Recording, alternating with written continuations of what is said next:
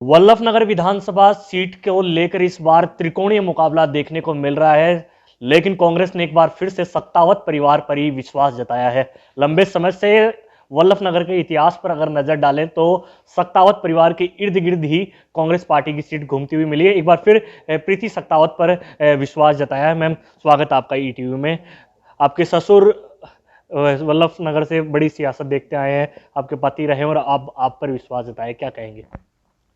ये मेरे लिए सौभाग्य की बात है कि शीर्ष नेतृत्व में मेरे ऊपर विश्वास जताया है और मैं पूरी कोशिश करूंगी कि मैं अपने इसमें खरा उतरूं और निश्चित रूप से वल्लभनगर विधानसभा क्षेत्र से कांग्रेस पार्टी विजयी हुई। जिस तरह से कल गहलोत साहब ने कहा कि लगातार विकास के काम होते रहे हैं, आपने भी कहे कि उनके जाने के बाद में भी कोई काम नहीं रुके। ऐसे में क्या लगता है जनता का पूरा मानस क्या स्वर्गीय शक्तावत साहब के देहांत के पश्चात सबसे पहले मुख्यमंत्री जी का आभार जताऊंगी कि उन्होंने मुझे फ़ोन करके आश्वासित किया कि बेटा कहीं घबराने की ज़रूरत नहीं, हम एक परिवार की तरह आपके साथ खड़े हैं, जब भी कोई काम हो तो बताना। तो मैंने उनसे सबसे पहला जो काम था रिक्वेस्ट की थी कि शक्तावत साहब अपने अंतिम क्षणों में भी महाविद्यालय के लिए बहुत बोलते थे, तो सीएम साहब ने महाविद्यालय को गजेंद्र सिंह शक्तावत कन्या महाविद्यालय के नाम से भिंडर में घोषणा करी और वहाँ पे इस सेशन भी स्टार्ट हो चुका है। उसके लिए उनको मैं तहे दिल से धन्यवाद कहूँगी। हमारी रोड्स की कुछ प्रॉब्लम्स थी कनेक्टिविटी की, वो सारी भी उन्होंने सॉल्व करी हैं। करीब 100 करोड़ की रोड्स बन गई वल्लभनगर विधानसभा क्षेत्र में। पेयजल की समस्या काफ़ी रहती है यहाँ पे, उसमें भी उन्होंने हमें काफ़ी 150 गांव कवर हो चुके हैं जल जीवन योजना से, जहाँ पे घर घर नल लगेंगे। विधानसभा क्षेत्र में 415 गांव आते हैं, तो मेरा पूर्ण प्रयास रहेगा कि जल्दी इन गांवों में भी नल लग जाए। अगर गजेंद्र सिंह जी की बात करें तो वो भी लोगों से काफ़ी मिलते रहते थे, काफ़ी उनका लगाव था, बंटी बना लोग उनसे प्यार से कहते थे। तो ऐसे में अपना तो आपके कल भीड़ भी देखने को मिली, तो क्या मानते हैं जनता के बीच में जो मानस बन के निकल रहा है, कौन कौन से वो मुद्दे होंगे जो आप और चाहते हैं वो जल्दी पूरे हों? ये जो जनता का प्यार है, मेरे कार्यकर्ता हैं, जो मैं उन्हें कार्यकर्ता नहीं कहती हूँ, मेरा कांग्रेस परिवार है। वही लोग हैं जो मुझे लेकर आए। कल वही लोग वहाँ थे कि भाभी साहब आप एक कदम चलो 100 कदम हम चलेंगे। तो मेरा परिवार जब साथ खड़ा है तो मैं जीतूंगी। और जहाँ तक मुद्दों की बात है, तो मेरे जो किसान भाई लोग हैं उनको पट्टे दिलाने, तो मेरा पहला लक्ष्य ये रहेगा कि उन लोगों को, किसानों को पट्टे मिल जाए। आपने कल कहा संबोधन में भावभीन संबोधन दिया कि एक तरफ आप पहले से चुनौती से उभर रही थी सत्तावर साहब के जाने के बाद, अब पूर्ण विराम इस पर लगेगा, तो क्या कहेंगे पूरी बात? अर्धविराम से मेरा तात्पर्य था कि शक्तावत साहब नहीं रहे तो मेरे जीवन का कोई मूल्य नहीं रहा है, पर फिर भी जब तक मेरी सांसें चलेगी पूर्ण विराम होगा, तब तक मैं अपने इस वल्लभनगर परिवार के लिए काम करूंगी। जिस तरह से लगातार विपक्ष आक्रामक है, कई मुद्दे बोल रहा है कि सत्तावत साहब के समय भी काम नहीं हुआ, उन्होंने विरोध जता रहे हैं कि अब कांग्रेस काम नहीं कर पा रही, तो उन सबको लेकर क्या कहें? ये वल्लभनगर विधानसभा क्षेत्र का जो मेरा परिवार है वो इसका जवाब देगा। जहाँ तक काम नहीं हुए, हम अभी 1.5-2 साल से कोरोना से गुजर रहे हैं। हर जगह सांप को पीलिया 2 बार हो चुका था, पर मैं पूरी तरह से एक्टिव रही उनके आदेश के अनुसार ही, और कार्यकर्ता मेरे साथ गए। हर जगह हमने कोरोना में किट्स बांटे, भोजन बांटे, जहाँ जिसको जो ज़रूरत थी हॉस्पिटल में बेड्स, ऑक्सीजन सिलेंडर्स वगैरह सब के। मैंने अपने पर्सनल अकाउंट से भी कोरोना में इंजेक्शन्स के लिए अमाउंट राज्य सरकार को दिया। हमेशा शक्तावत परिवार हमारे इस वल्लभनगर परिवार के लिए दाता हुकम गुलाब सिंह जी शक्तावत के टाइम से तत्पर रहा, और अब हमेशा मैं भी उन्हीं के पद चिन्हों पर चलती हुई आगे बढ़। इस बार त्रिकोणीय मुकाबला है, आप जो राजनीतिक समीकरण देख रहे हैं, जनता सेना अपनी जगह है, बीजेपी ने एक नई उम्मीदवार को टिकट दिया है और आरएलपी भी दाव लगा रही है, तो क्या मानते हैं आपकी चुनौती इस बार किससे है? मेरी चुनौती किसी से नहीं है, कांग्रेस बिल्कुल जीत के आगे बढ़ेगी। ये बीजेपी के वोट्स हैं जो 3 भागों में बटेंगे। मैम, अगर बात करें कुल मिलाकर चुनाव की, तो इस बार कौन कौन से मुद्दे हैं जो जनता आपके सामने रख रही है, या उन मुद्दों को आप पूरा करेंगे जो सत्ता बस आपके अधूरे थे? मेरे को वल्लभनगर परिवार एक ही बात कहता है, भाभी साहब आपको जिता के हमें विधानसभा में भेजना है, काम की बात हम बाद में करेंगे।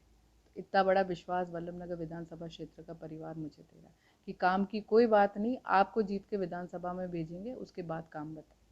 कल मैंने रणजीत सिंह भिंडर जी का भी इंटरव्यू लिया, उन्होंने कहा कि कांग्रेस काम नहीं कर पाई। कई प्रमुख जो खबर थी वो निकल कर सामने आती थी, वो खुद अपनी सरकार का विरोध करते थे, गजेंद्र सिंह जी कह रहे हैं वो, तो इन सब बातों को लेकर आप क्या समझते हैं?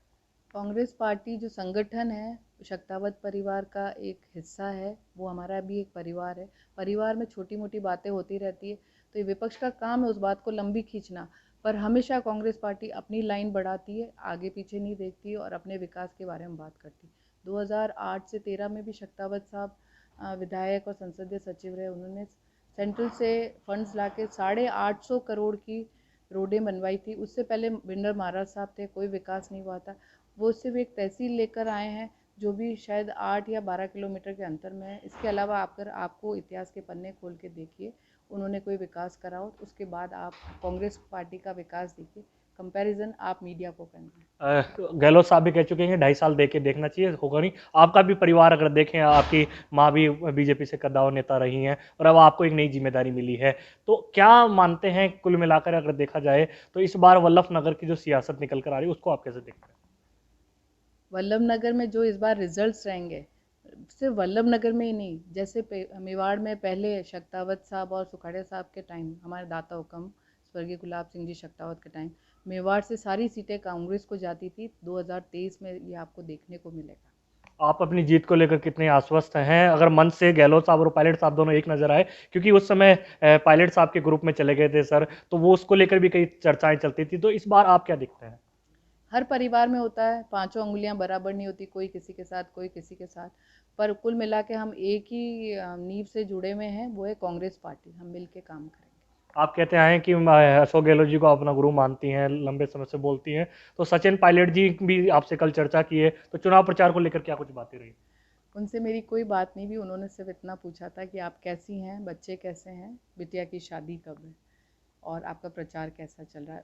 गहलोत साहब को जहाँ मैंने राजनीतिक गुरु की बात कही, क्योंकि पिछले 7 महीने का जो मेरा 7 महीने नहीं उल्टा 1 साल का अनुभव रहा है, मैंने हर छोटी बड़ी चीज़ें उनसे ही सीखी हैं कि अपने पे कैसे संयम रखना, कैसे विनम्रता से जवाब देना, चाहे हमारा दोस्त हो चाहे दुश्मन हो, उससे कैसे बात करनी, सबको अपना मान के चलना।